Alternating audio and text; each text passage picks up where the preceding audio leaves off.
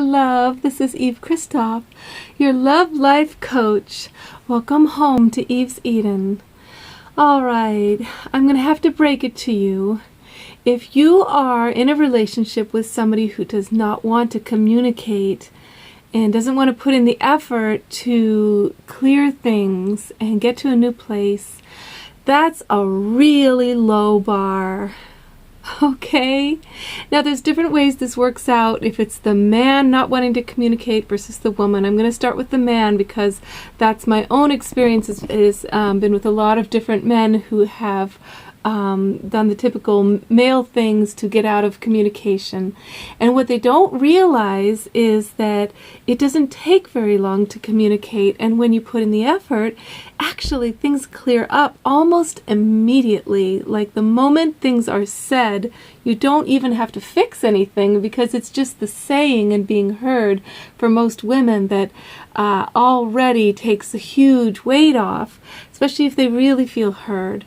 And understood is a whole nother level. So the solving of the issues is really, really secondary to having the willingness to communicate. So basically, let's see. Lack of willingness to communicate says everything must be as I say.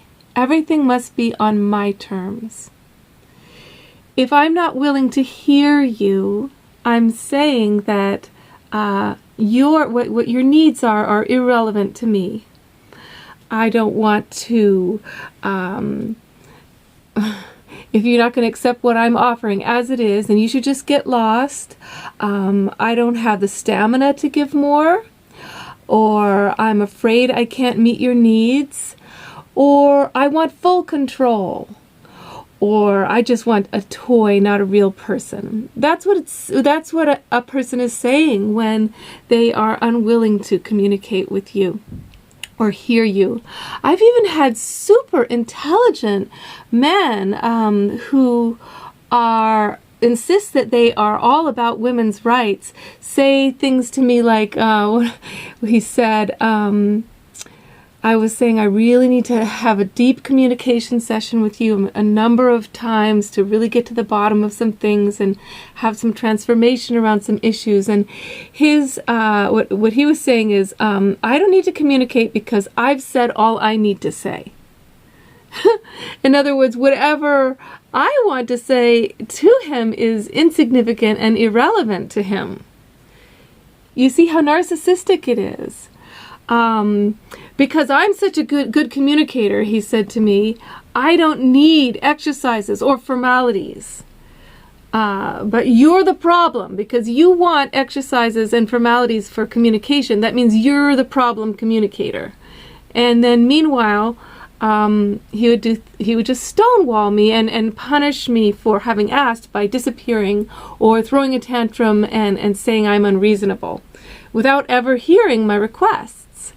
So the truth is, for women, is we just don't get heard. So the reason we want formalities and exercises, they're to protect us from the typical male tendencies to talk over us, end our sentences, interpret us for us, contradict us, put us down for what we've said, talk us out of what we want, deny our feelings.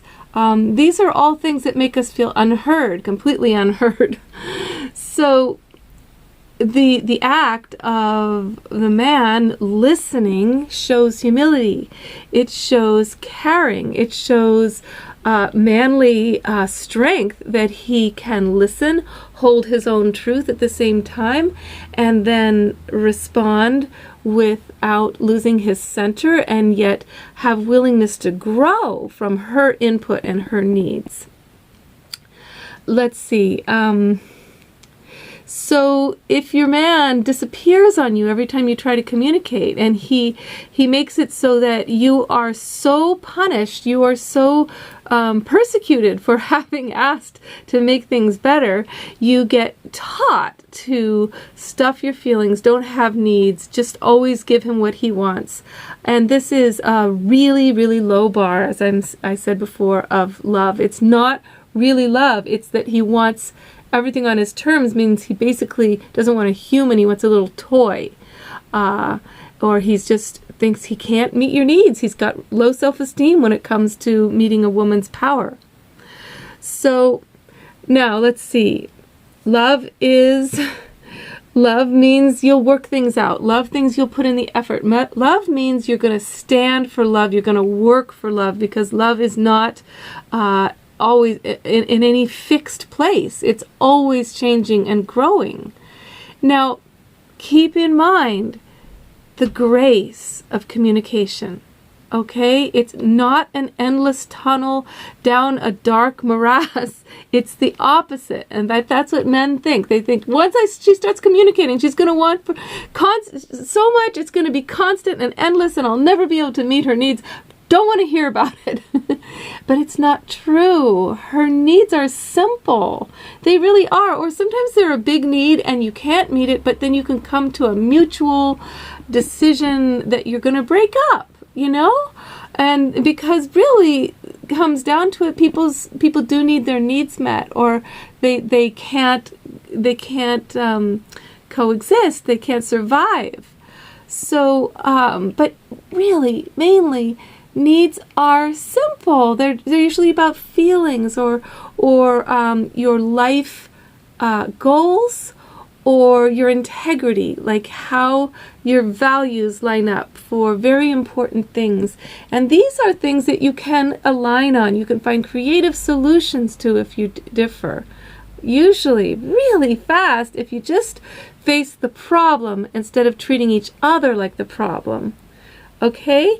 Now, if it's a woman who won't communicate, it's very likely that she's an addict.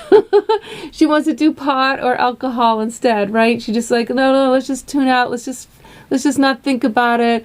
Let's just feel. That's one way a woman will want to be. Instead of dealing with her problems, she'll just want to just tune out into just sort of having constant fun and never really making life work. But a lot of times it can also be that a woman is so overworked, she's so much in her masculine that she just doesn't have any reserves left to be in her feminine. The feminine feels, the feminine relates, the feminine draws out the heart of the man. And she could just be so masculine all day, so tired that she just doesn't have it in her to be in her feminine, so she wants to tune out. So that means you, as the man, you're going to have to be in the feminine. You're going to have to say, look, I'm going to make this safe for you. I'm going to make this quick. It's not going to be endless. We're just going to, talk about some of the things that have been going wrong and some creative solutions. We're going to each take turns sharing our feelings. So here's the exercise I want you to do for communication together, all right? It's very simple. All you do is you say to each other, one person takes a turn. You each take the same amount of time for your turn, okay? Nobody goes for too long. You say we're each going 20 minutes. First person says, Dear one, tell me something you've withheld from me.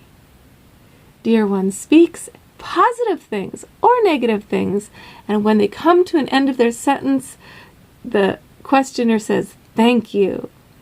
Tell me something you've withheld from me.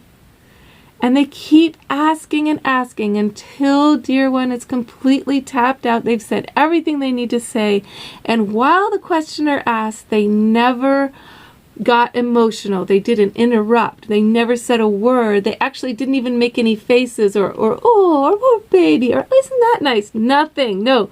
Neutrality. Neutrality gives space for all feelings. And when at last dear one says, I'm done. I've said everything. Thank you so much for listening. Then the questioner says, well, one more time. tell me something you've withheld from me. And they ask that 3 more times just in case a very deep thing will surface right at the end, which they often do, that was never said before. Now the other person takes a turn. The exact same thing happens. You listen to your friend and you say, tell me something you've withheld from me. Thank you. Tell me something you've withheld from me. Thank you. Tell me something you've withheld from me. Thank you. Now, as soon as you've done this, a whole lot has come out. The next thing you're going to do is round 2, which is the cleanup round, which means now you can both respond to what you've heard the other person say, but you're still in the same format. Tell me something you've withheld from me. Always use the same words. Never change the words. Thank you. That's it. And now in round 2, you can say, when you just said this and that, I wanted to let you know I was so sorry about that, and I felt it too, or whatever it is you want to say. 20 more minutes. Other person takes their cleanup round, 20 minutes. Now you're done, okay? Nothing you have shared in withholds is to be talked about in a normal conversation. You have to ask permission. Hey, that thing you were talking about in withholds, can we have a conversation about it?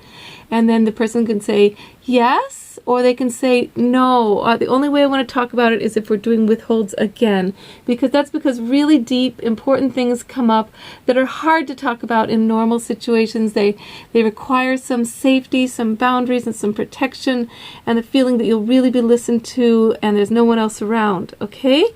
So you do that exercise, and right away, you can do it for 5 minutes each back and forth. You can do it for an hour. You can do it for as long as you need. You can do more rounds than 2 rounds. All right, love life, and communicate with each other. Make it a norm. Make it how you love each other. You're saying, your needs are as important as my own. Your needs are more important than my own at times. I want to hear you. Of course.